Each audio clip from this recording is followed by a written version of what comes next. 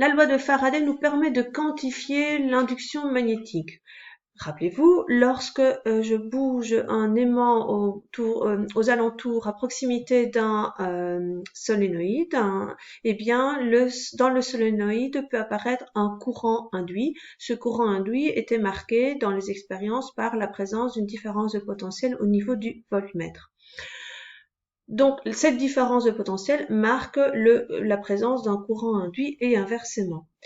La différence de potentiel, eh bien, nous la calculons, elle se calcule à l'aide de la variation du flux inducteur. Et cette variation, si elle est d'autant plus rapide, la différence de potentiel est plus élevée. Et donc, la différence de potentiel induite moyenne pourquoi? Parce que je suis en relation avec une vitesse, ou tension induite moyenne, ou force électromotrice induite moyenne, dans un circuit est égale à l'opposé de la variation du flux magnétique inducteur à travers le circuit par unité de temps.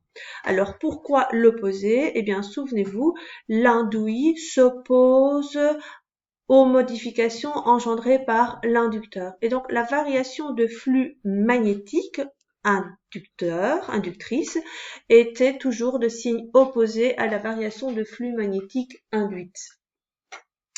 D'où la raison du moins. Et puis, je vous ai également montré par les petites manipulations que la variation de la vitesse à laquelle je fais varier un des paramètres va influencer l'intensité de la tension induite aux bornes du voltmètre. Et donc, la tension induite vous est donnée par cette formule U est égale à moins delta phi sur delta t. Cette formule delta phi sur delta t marque bien une vitesse. Allons un tout petit peu plus loin. La formule précédente était en relation avec une seule spire. Maintenant, si nous avons n spires présentes dans le solénoïde, vous reprenez la formule précédente et il suffit de multiplier simplement par n le nombre de spires. Je répète, il s'agit d'une tension induite moyenne. Et donc, cette mesure est liée à une vitesse de variation de flux magnétique. La formule telle qu'elle est exprimée ici reprend une vitesse une vitesse de variation moyenne du flux magnétique.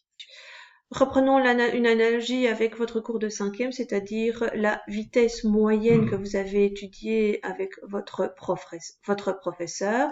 C'est aussi une variation de position au cours d'un intervalle de temps delta t.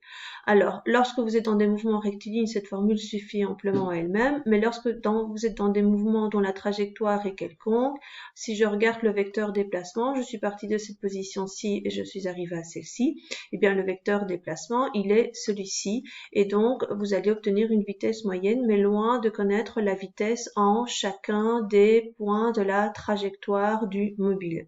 Et donc, à ce moment-là, nous travaillons plutôt en vitesse instantanée, et pour la vitesse instantanée, je regarde ce qu'il se passe à un instant t bien précis, c'est-à-dire que je demande que le delta t en fait tende vers 0, voire soit égal à 0. Le problème, c'est que ce delta t est au dénominateur dans la relation de la vitesse moyenne. Or, vous le savez bien, on ne peut pas diviser par 0. Eh bien, le mathématicien a réglé le problème. Pour diviser par 0, il a inventé la limite. Cet outil mathématique qui permet donc de diviser par 0. Et vous obtenez ainsi votre vitesse moyenne. Alors maintenant que vous êtes arrivé au bout de votre cours de 5e, eh bien cette limite en fait correspond à une dérivée. Une dérivée de la fonction position en fonction du temps.